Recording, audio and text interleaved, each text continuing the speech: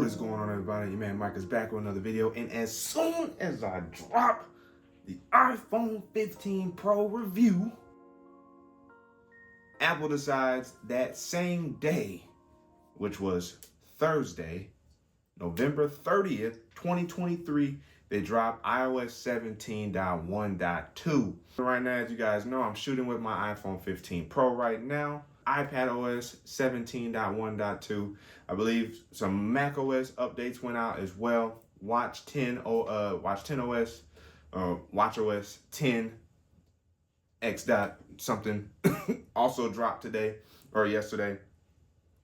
Not a lot going on with the update. So really, all that they really did with these updates, or with this update, the security update, if you will, is fix a couple vulnerabilities that could be exploited through iOS, iPadOS, macOS, watchOS. The list goes on and on.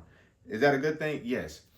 Apple getting much more fine-tuned when it comes to their updates that they drop as a whole, I think is a question that we should consider. But in terms of their security concerns, seeing them jump on that as fast as possible and getting to that is definitely a good sign. We do know that iOS 17.2 is on the horizon. I don't think that's dropping next week as of like the week of December 4th. It actually might be dropping the week of the 11th. But it's good to still see that they got this hotfix to us before that official software drops, which also includes iPadOS 17.2 coming at that time as well. Now, as I was saying before, Apple has been dropping a lot of updates, like a lot of updates. They didn't used to drop as many updates. They almost drop updates more than Android now, which is pretty interesting. Is that something that you guys have noticed or concerns you? I don't think it's necessarily concerning, but I do know or have noticed that iOS has been more buggy the last several updates, maybe even starting around iOS 14 than normal. And I don't know if it's just because they're adapting so much more customization to the software for us to have fun with, that might be causing some of these bugs, or they might be just speeding it out a little too fast. Thus, we get a lot of these bugs that comes out in the software. It doesn't have to just pertain to the battery. It's like software in general, and it's like just little things here and there. Keyboard issues, apps freezing issues, right? Like, it's just weird stuff like that. Badges, notification sounds, issues.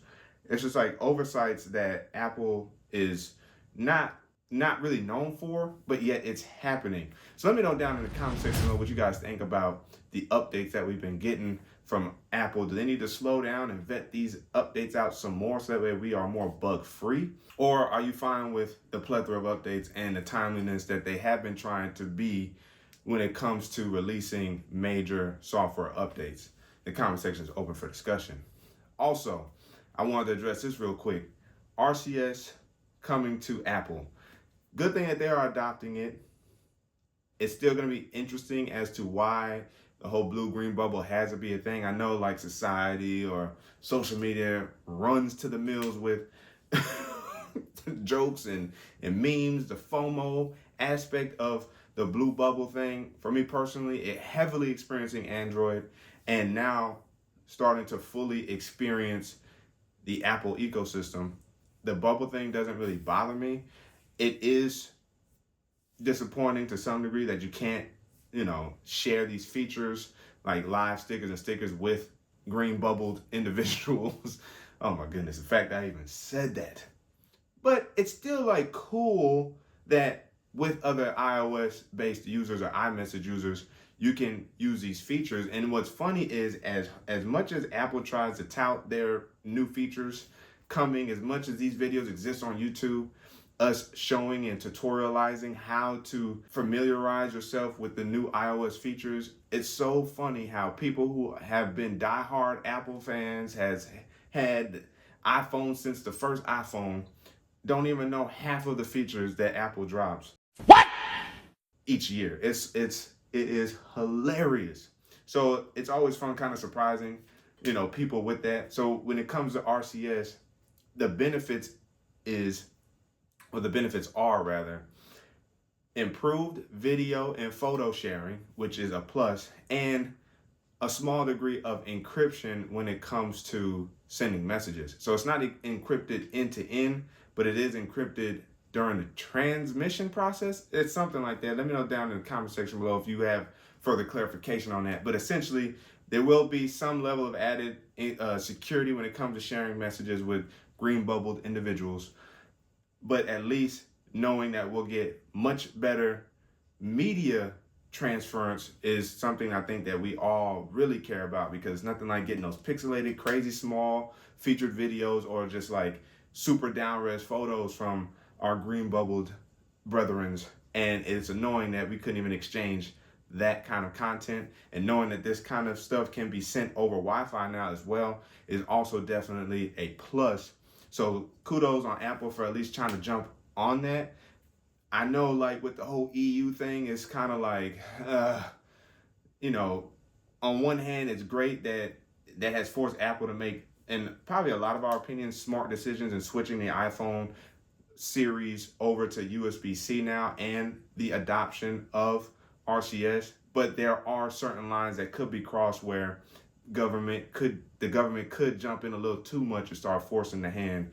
And I think if Apple was even more wise, if you want to try to jump ahead and get ahead of certain technological adoptions, don't just adopt the bare minimum standard. Like, adopt a slightly higher standard, somewhere in the middle, where we still get what we wanted, we get a little bit more, but it's not like the full range of capabilities that you are looking to adopt. Case in point with RCS, end-to-end encryption, that they could have adopted that, because that is something that is important to a lot of people, and that I don't think that has to have anything to do with iMessage. I understand the play, but you still have your abundance of features and ecosystem exclusivity that's built into iMessage. So adopting end-to-end encryption with RCS would not have been a bad idea, in my opinion.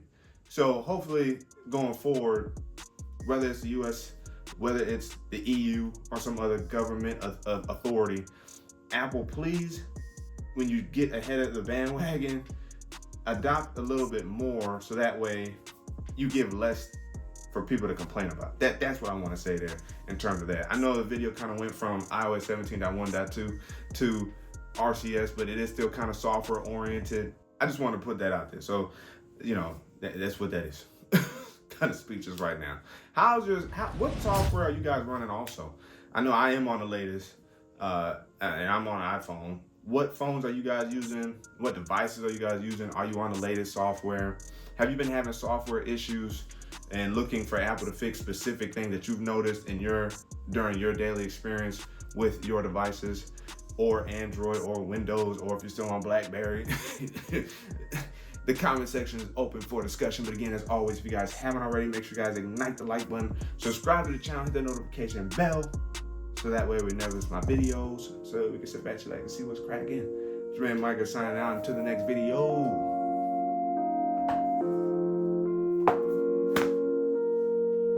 Wait for